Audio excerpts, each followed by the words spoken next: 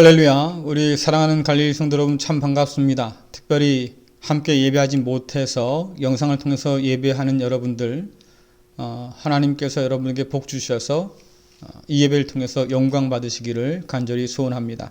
우리 다 함께 묵상으로 기도하시면서 부활절 7째 주일 예배 하나님께 드리겠습니다. 여호와를 경외하며 그의 길을 걷는 자마다 복이 있도다. 내가 내 손이 수고한 대로 먹을 것이라. 내가 복되고 형통하리로다. 내 집 안방에 있는 내 아내는 결실한 포도나무 같으며 내 식탁에 둘러 앉은 자식들은 어린 감람나무 같으리로다. 여호와를 경외하는 자는 이같이 복을 얻으리로다. 아멘. 가정을 세우시고 복 주시는 하나님 아버지, 아버지의 뜻을 따르는 형제와 자매들이 이 시간 모여서 예배하오니 임재하셔서 홀로 영광 받아 주옵소서. 예수님의 이름으로 기도드리옵나이다. 아멘. 다 함께 사도신경으로 우리의 신앙을 고백하겠습니다. 전능하사 천지를 만드신 하나님 아버지를 내가 믿사오며 그 외아들 우리 주 예수 그리스도를 믿사오니 이는 성령으로 잉태하사 동정녀 마리아에게 나시고 본디오 빌라도에게 고난을 받으사 십자가에 못 박혀 죽으시고 장사한 지 사흘 만에 죽은 자 가운데서 다시 살아나시며 하늘에 오르사 전능하신 하나님 우편에 앉아 계시다가 저리로서 산자와 죽은 자를 심판하러 오시리라. 성령을 믿사오며 거룩한 공예와 성도가 서로 교통하는 것과 죄를 사하여 주는 것과 몸이 다시 사는 것과 영원히 사는 것을 믿사옵나이다. 아멘. 다 함께 교동문 95번입니다. 우리 한 절씩 교독하겠습니다. 내가 사람의 방언과 천사의 말을 할지라도 사랑이 없으면 소리나는 구리와 울리는 꽹과리가 되고, 내가 예언하는 능이 있어 모든 비밀과 모든 지식을 알고 또 산을 옮길 만한 모든 믿음이 있을지라도 사랑이 없으면 내가 아무것도 아니요. 내가 내게 있는 모든 것으로 구제하고 또 내 몸을 불사르게 내어줄지라도 사랑이 없으면 내게 아무 유익이 없느니라. 사랑은 오래 참고 사랑은 온유하며 시기하지 아니하며 사랑은 자랑하지 아니하며 교만하지 아니하며 무례히 행치 아니하며 자기의 유익을 구하지 아니하며 성내지 아니하며 악한 것을 생각하지 아니하며 불의를 기뻐하지 아니하며 진리와 함께 기뻐하고 모든 것을 참으며 모든 것을 믿으며 모든 것을 바라며 모든 것을 견디느니라.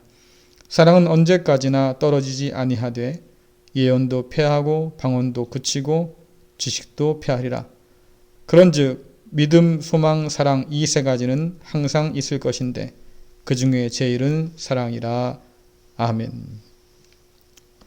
다 함께 찬송 28장 부르시겠습니다.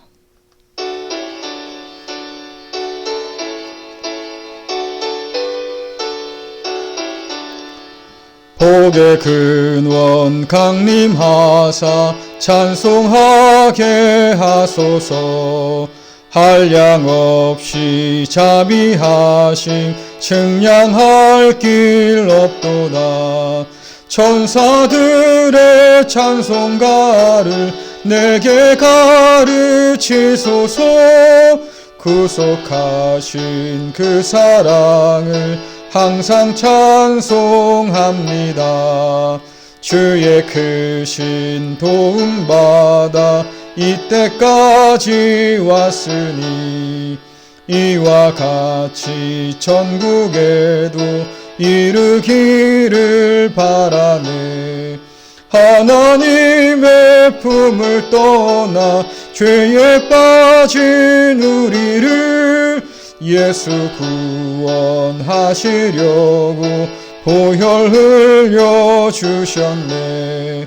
주의 귀한 은혜 받고 일생 빚진 자 되네. 주의 은혜 사슬 되사 나를 주께 매소서. 우리 마음은 연약하여 범죄하기 쉬우니 하나님이 받으시고 천국인을 치소서. 아멘. 기도하시겠습니다. 세상을 창조하시고 남자와 여자를 만드셔서 한 가정을 이루게 하신 하나님 아버지, 모든 것이 흔들리는 세상 속에서 우리의 가정과 교회를 붙드시고 인도하여 주시니 감사를 드립니다. 이 시간 주님 앞에 머리 숙인 사랑하는 성도를 기억하셔서 고된 세상살이에 지친 영혼들을 위로하시고 감당할 수 있는 새 힘을 부어 주옵소서. 맡겨주신 가정을 믿음 안에서 잘 돌볼 수 있는 지혜를 더하여 주시고 믿음의 가정으로 하나님의 영광을 드러내기에 부족함이 없게 하여 주옵소서.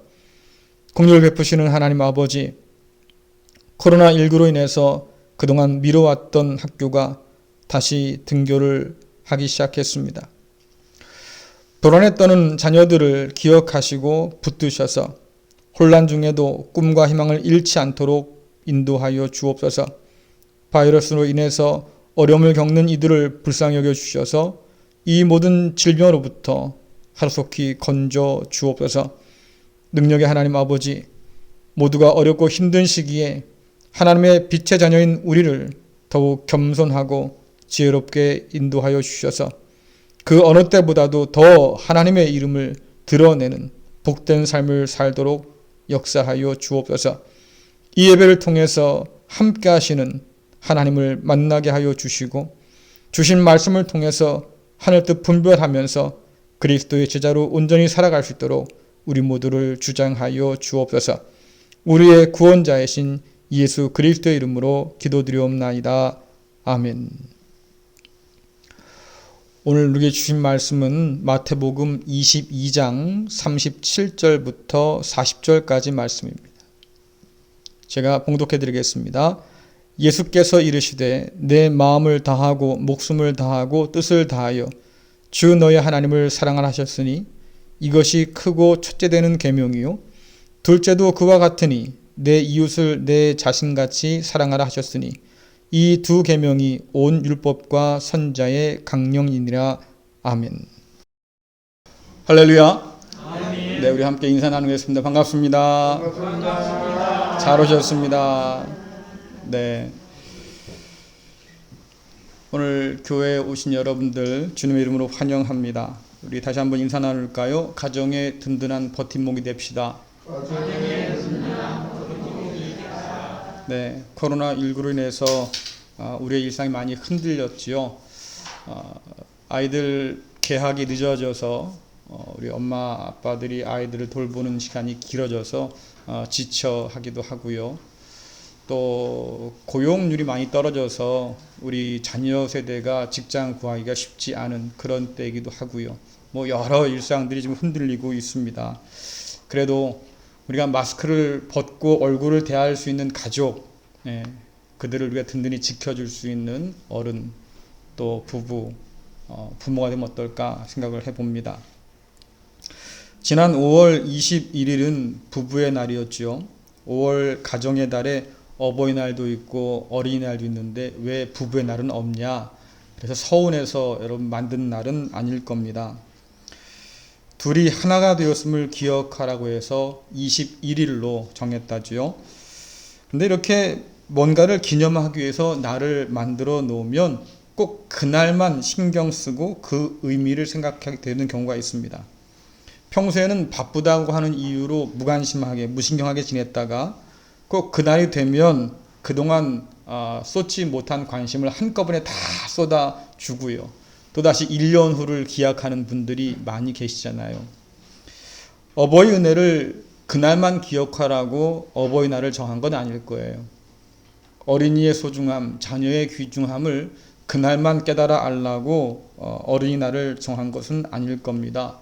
부부의 날도 마찬가지죠. 평소에 그냥 무덤덤하게 지내던 남편과 아내가 그날만이라도 서로 부부인 것을 좀 기억하라. 이래서 부부의 날을 만든 건 아닐 겁니다. 평소에 표현하지 못했던 그런 고마움들, 또 서로에 대한 존재의 귀중함들을 좀 다시 깊게 마음에 새기라고 하는 그런 날이겠지요.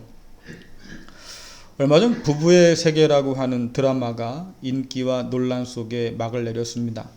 혹시 여러분 보셨습니까? 보셨어요? 이게 공전의 히트를 기록한 드라마라고 해서 많은 사람들이 아마 관심 있게 봤을 것 같아요. 저는 일일이 챙겨보진 못했습니다. 그런데 그 드라마에서 보여주는 부부의 모습, 완벽할 줄 알았던 부부의 세계가 얼마나 연약하고 깨어지기 쉬운가를 우리에게 보여줬지요. 영원할 줄 알았던 사랑이 그 맹세가 얼마나 허무하고 덧없는가, 이것도 우리에게 보여주기도 했습니다. 한마디로 부부의 세계라고 하는 드라마가 우리에게 보여준 모습은 언제 꺼질지 모르는 살얼음판 같은 그런 부부의 모습을 우리에게 보여주었습니다. 사랑해서 만나서 결혼했을 텐데 왜 부부의 관계가 이렇게 흔들리고 있을까?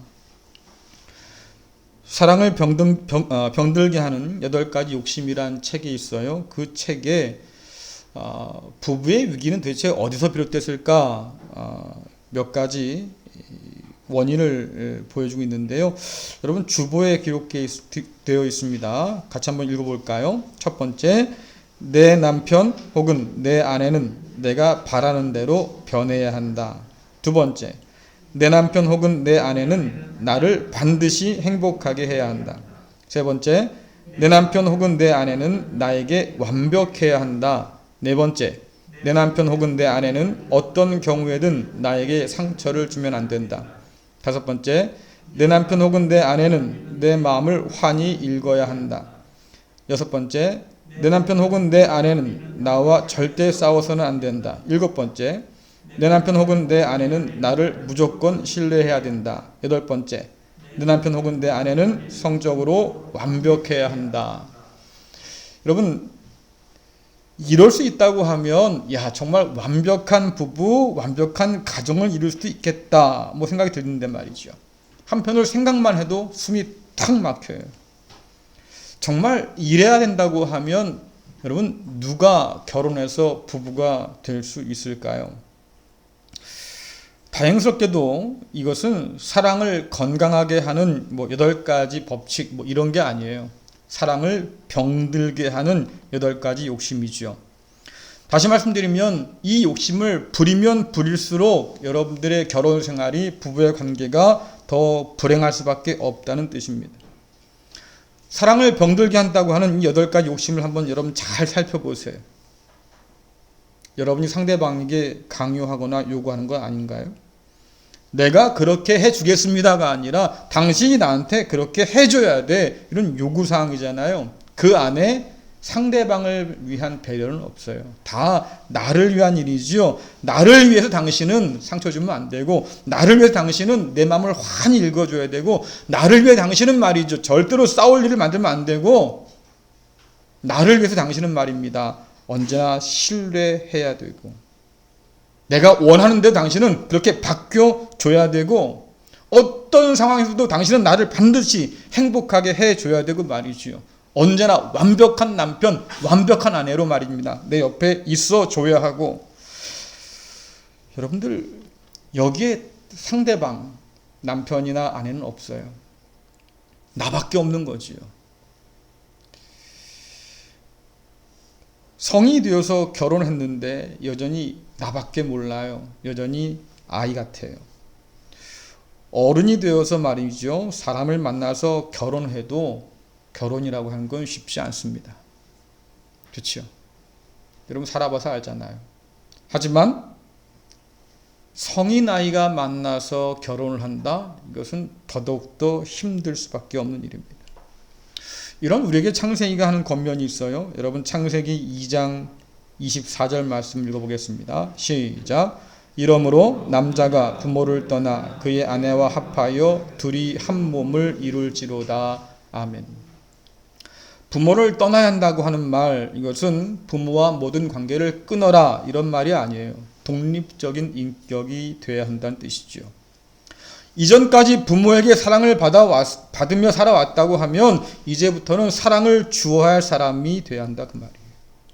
지금까지는 부모의 책임 아래 살아왔다고 하면 이제는 자신의 삶을 책임질 수 있는 그런 사람이 되어야 한다고 하는 거지요.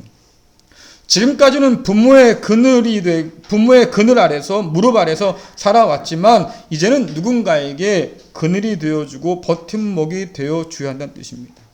이것을 다른 말로 쉽게 바꾸면 어른이 되어야 한다는 뜻이에요. 성인 아이는 결혼하면 안 됩니다. 그러나 어른은 결혼할 수 있지요. 왜? 누군가를 책임져야 될 사람이니까.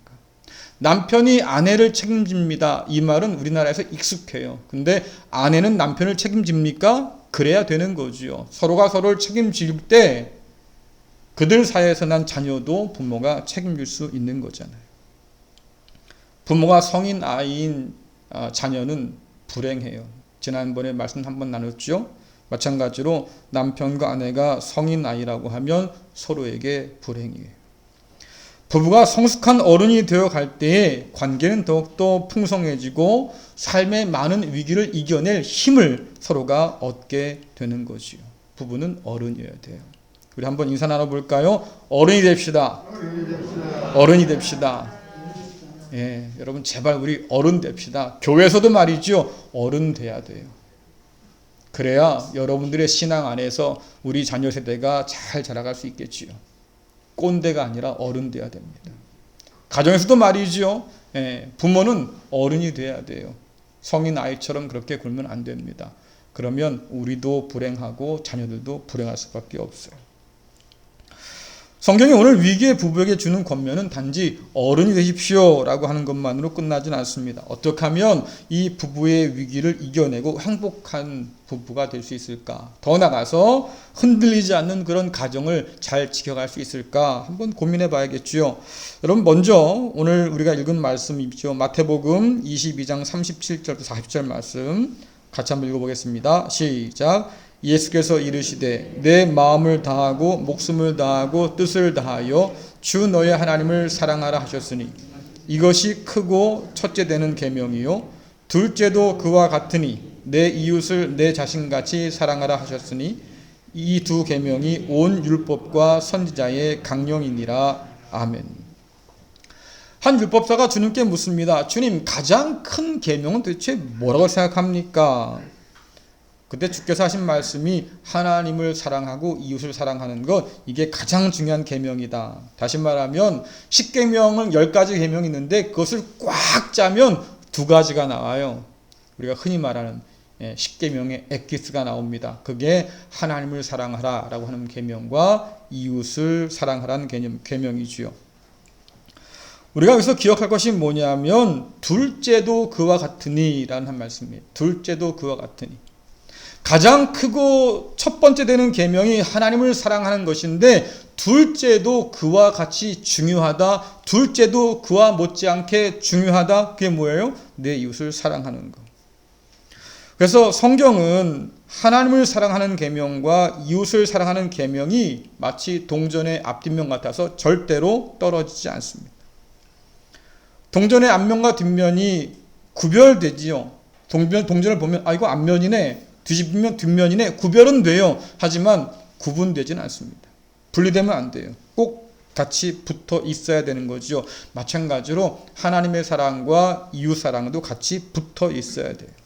심지어 성경이 뭐라고 말씀합니까?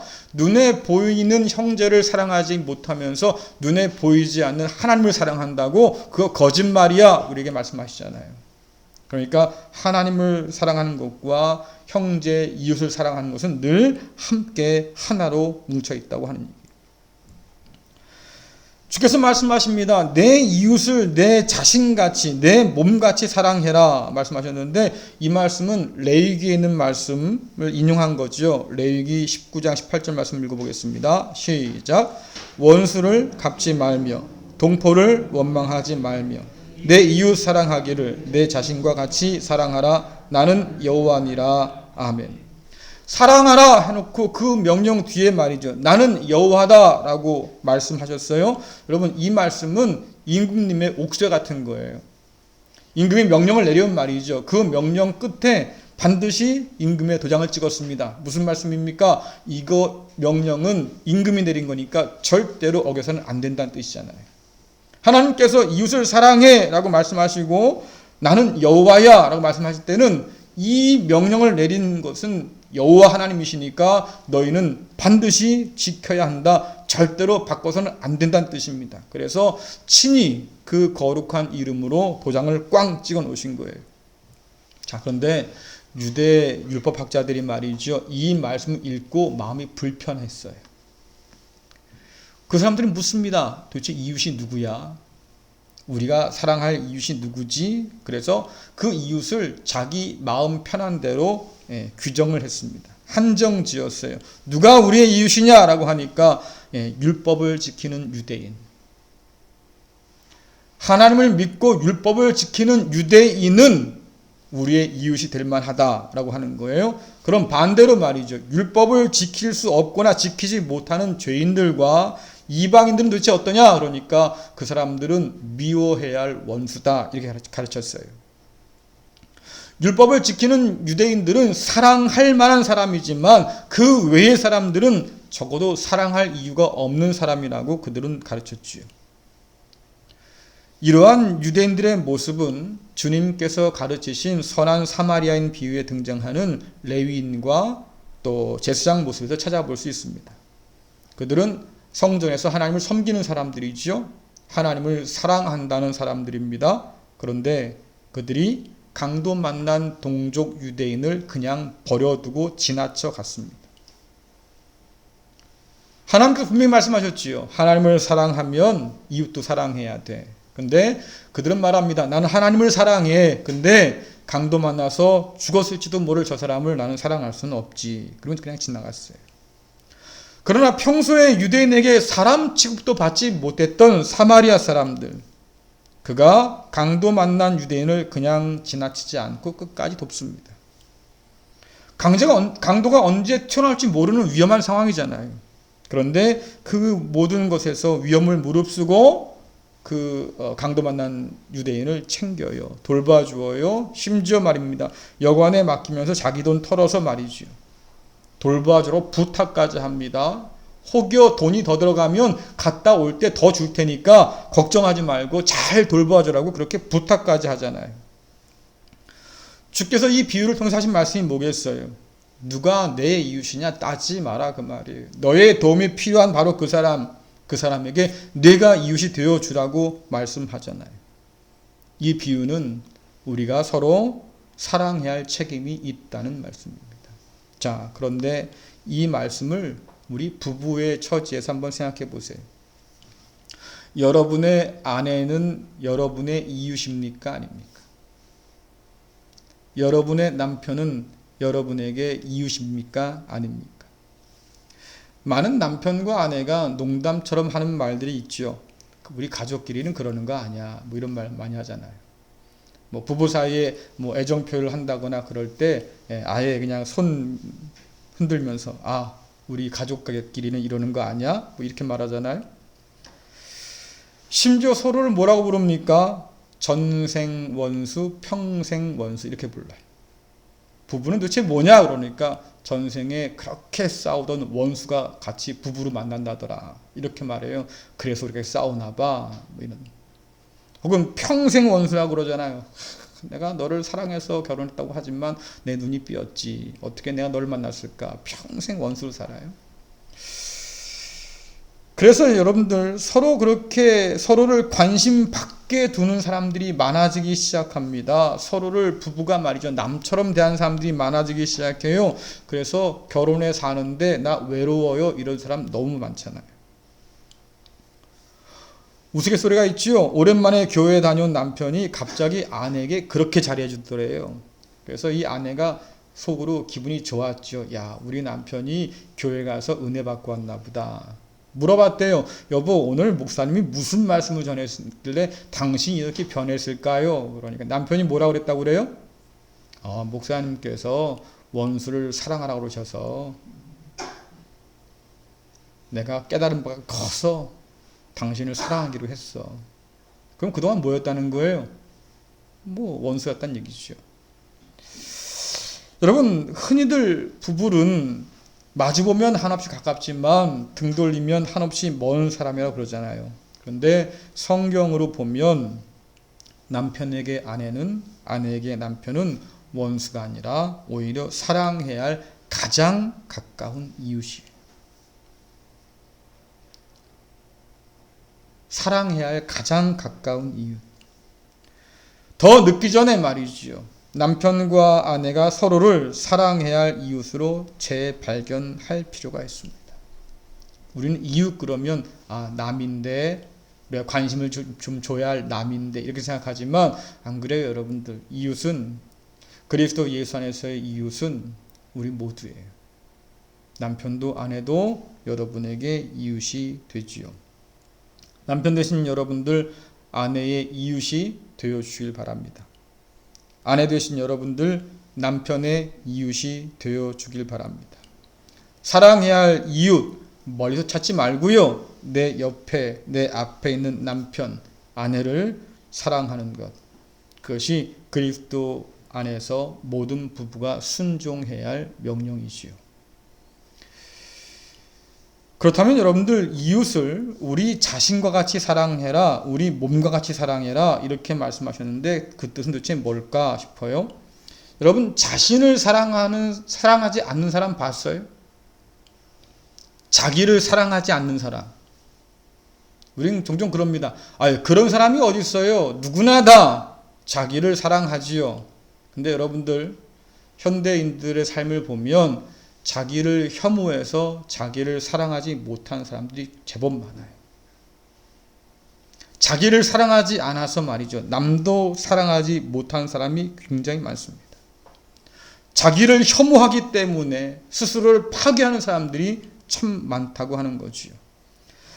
그래서 자기를 사랑하지도 못하기 때문에 남도 사랑하지 못하고 남의 삶까지도 불행하게 만드는 사람들이 현대는 참 많이 존재하고 있습니다. 그뿐 아니라 나는 나를 사랑해요 라는 사람 중에서도 말이죠. 남을 사랑하지 못하는 사람들이 있어요. 어떤 사람이에요? 자기만 아는 사람, 자기만 사랑하는 사람, 자기 애가 끔찍한 사람. 바울이 디모데에게 한 말씀 가운데서 말세라고 하는 말을 쓰면서 말세 때는 이런 사람들이 있을 거야 라고 할 때 가장 먼저 나온 것 중에 하나가 자기를 사랑한다. 사람이 남에 대해서는 무정한데 자기를 사랑한다. 이런 것이 말세의 증거라고 하잖아요.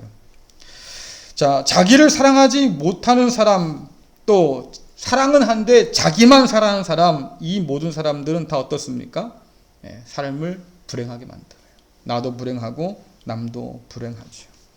자기만 사랑할 줄 아는 사람은 한마디로 아까 말씀드린 것처럼 자기밖에 모르는 철부지 아이 같은 사람이에요. 남편과 아내의 관계에서 보면 이런 사람들은 성숙한 관계를 기대하기 힘듭니다.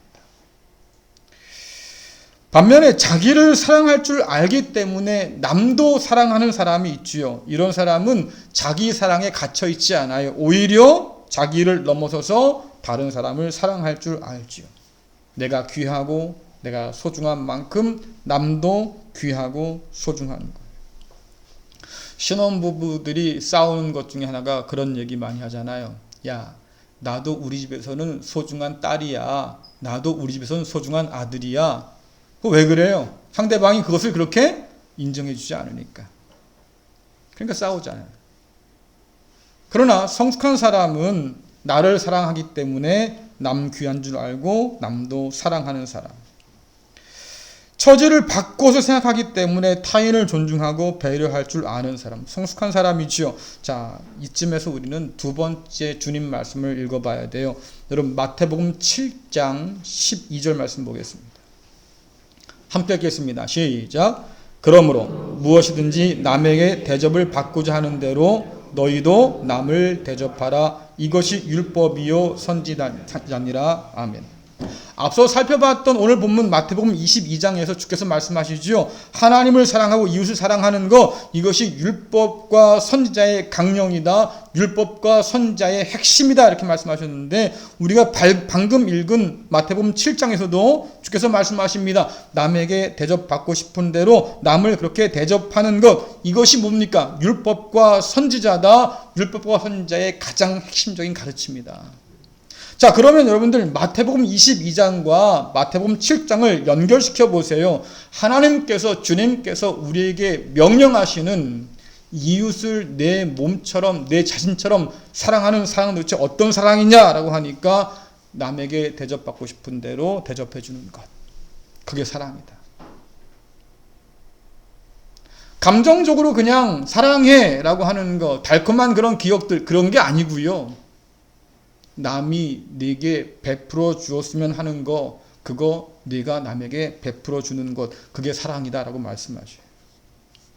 사람들은 이 말씀을 모든 관계의 기준이 되는 황금률이다 이렇게 막 부르거든요. 그런데 여러분, 이와 비슷한 가르침들은 옛날에도 있었어요.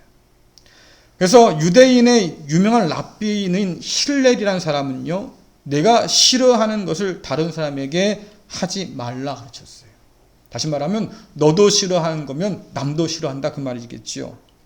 중국 공자도 비슷한 말 했습니다. 내가 당하고 싶지 않은 것을 다른 사람에게 시키지 마라. 무슨 말이에요? 갑질하지 말라 그 말이에요. 너도 싫은데 왜 자꾸 남 보고 하라 그러냐 말이죠. 그렇게 하지 말라 그 말이지요.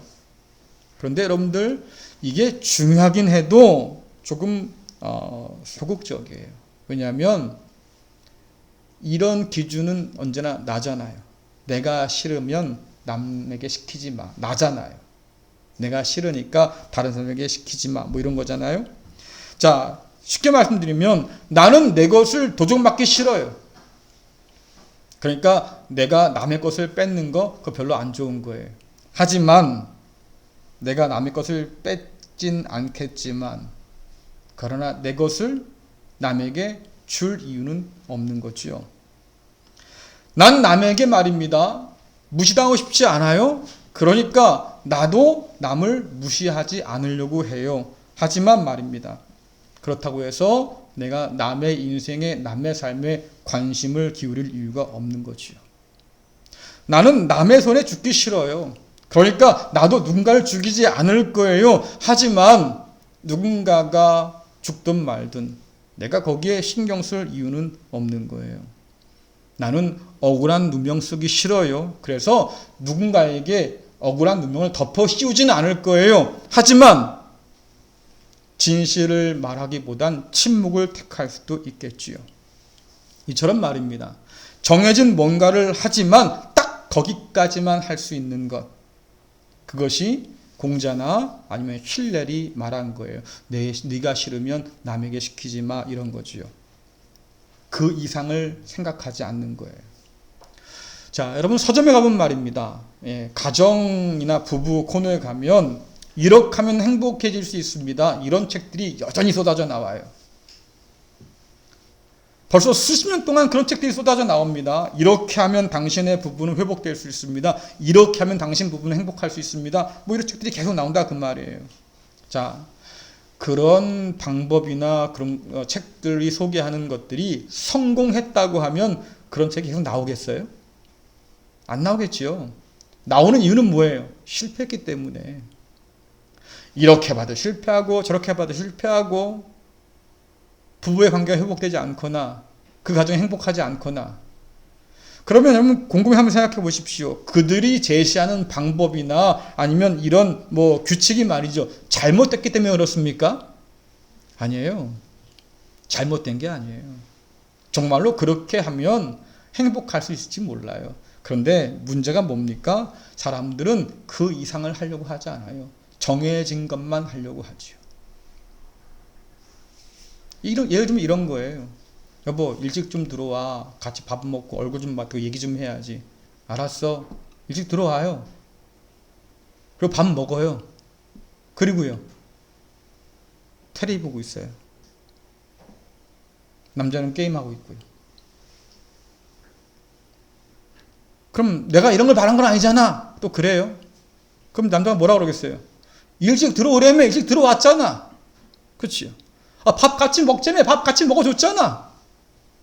하나도 다 했는데 도대체 뭐가 문제야?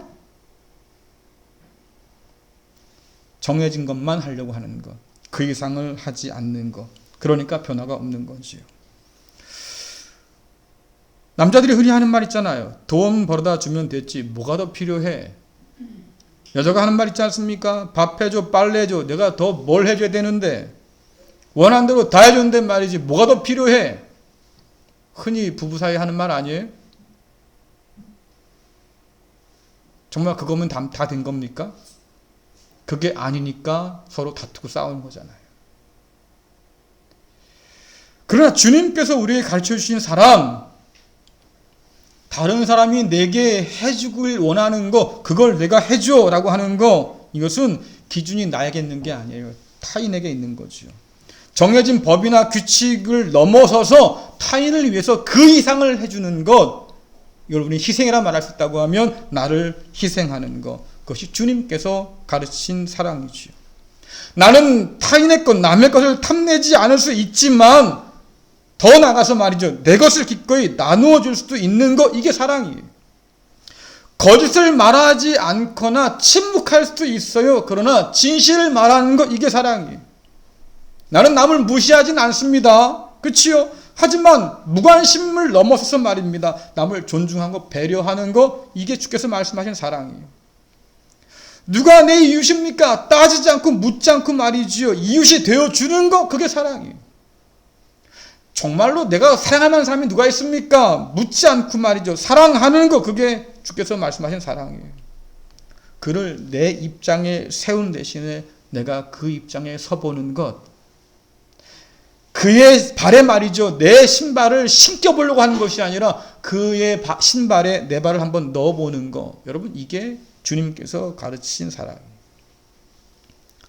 부부 입장에서 보자고 하면 부부도 서로에게 그런 사람이 돼야 하지요.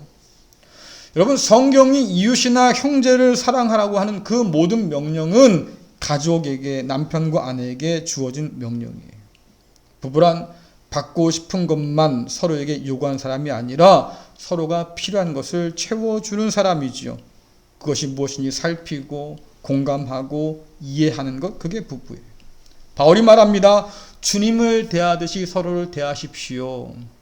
이게 여러분 교회 공동체 안에서만 있어야 되는 것이 아니라 가족 공동체 안에서도 주님을 대하듯이 서로를 대하라는 말입니다. 주님이 교회를 생각하는 것처럼 남편은 아내를 생각하십시오. 사랑하십시오. 이게 권면이에요. 교회가 주님을 그렇게 사랑하는 것처럼 아내여 남편을 그렇게 존경하고 사랑하십시오. 이것이 성경이 가르치는 부부의 사랑이지요. 남편과 아내는 익숙함이라고 하는 등잔 및 어두운 곳에 서로를 방치해둬서는 안 돼요.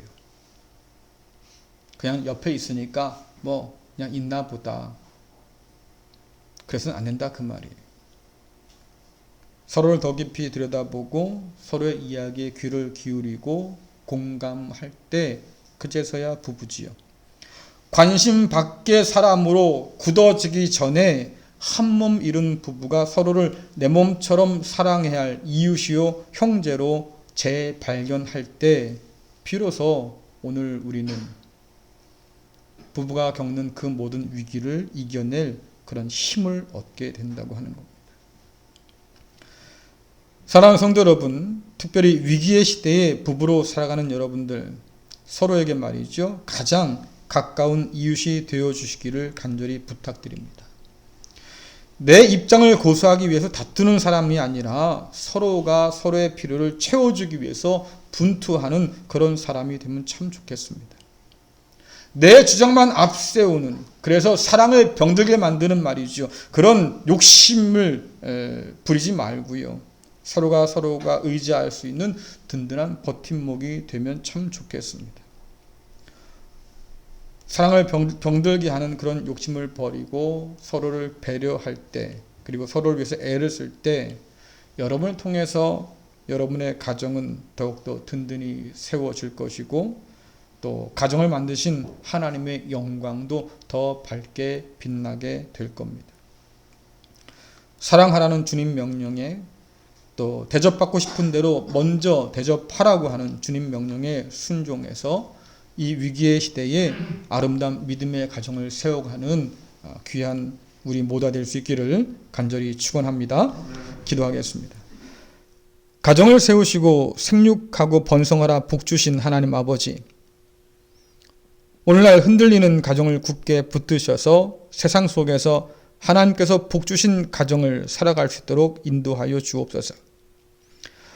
특히 가정의 든든한 파수꾼으로 세우신 남편과 아내를 기억하여 주셔서 서로 사랑하라는 주님의 명령을 따라서 서로를 사랑하며 공감하고 이해하며 서로의 필요를 채우는 이웃으로 설 수 있도록 도와주옵소서. 예수님의 이름으로 기도드리옵나이다. 아멘. 다 함께 찬송가 220장 부르시겠습니다.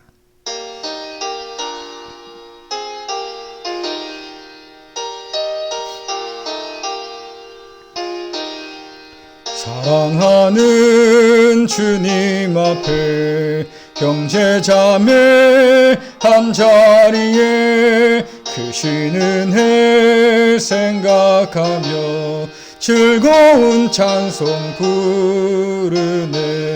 내 주 예수 오늘마다 모든 사랑 내 몸같이 환난 근심 위로하고 진심으로 사랑하세.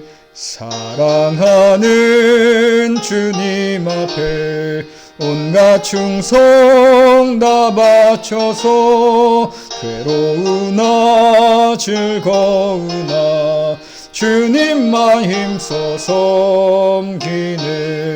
우리 주님 거룩한 손 제자들의 발을 씻어 남 섬기신 종의 도를 몸소 행해 보이셨네.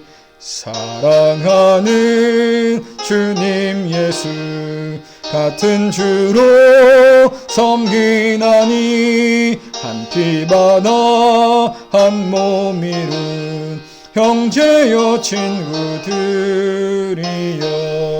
한 몸같이 친밀하고 마음으로 하나 되어 우리 주님 크신 뜻을 지성으로 준행하세. 기도하겠습니다.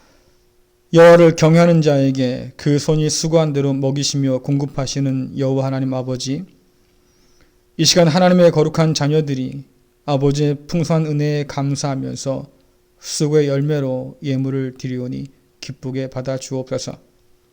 넉넉한 마음으로 기쁜 마음으로 자원하는 마음으로 주 앞에 올려드립니다.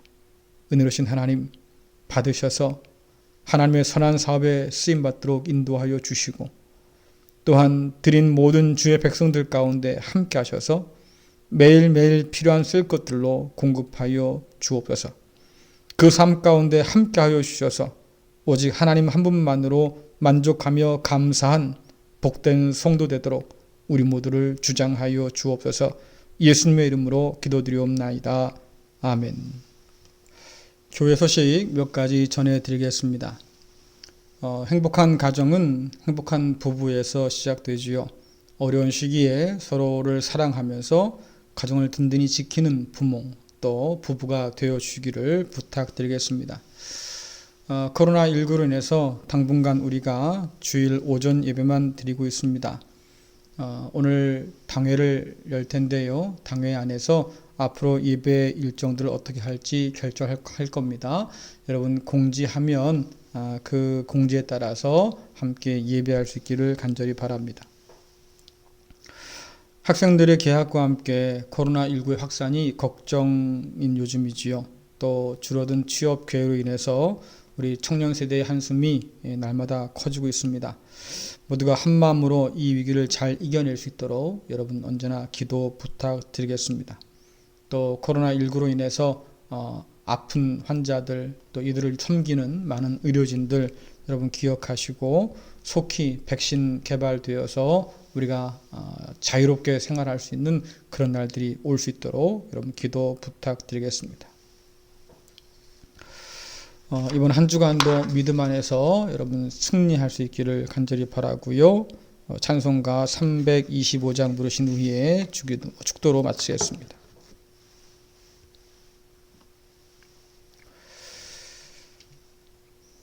찬송가 325장 부르신 이후에 축도로 예배 마치겠습니다.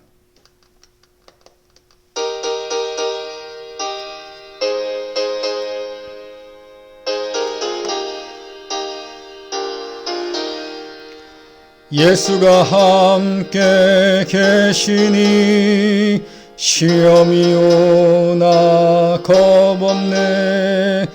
기쁨의 근원 되시는 예수를 위해 삽시다. 날마다 주를 섬기며 언제나 주를 기리고 그 사랑 안에 살면서 딴 길로 가지 맙시다. 기도하겠습니다.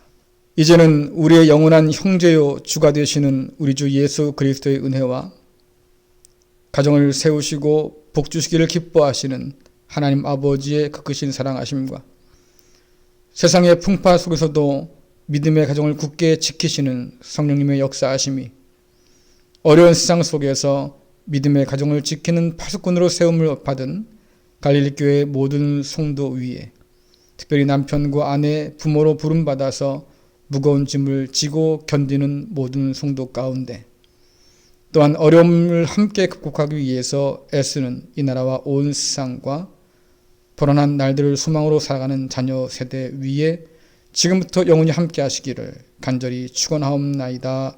아멘.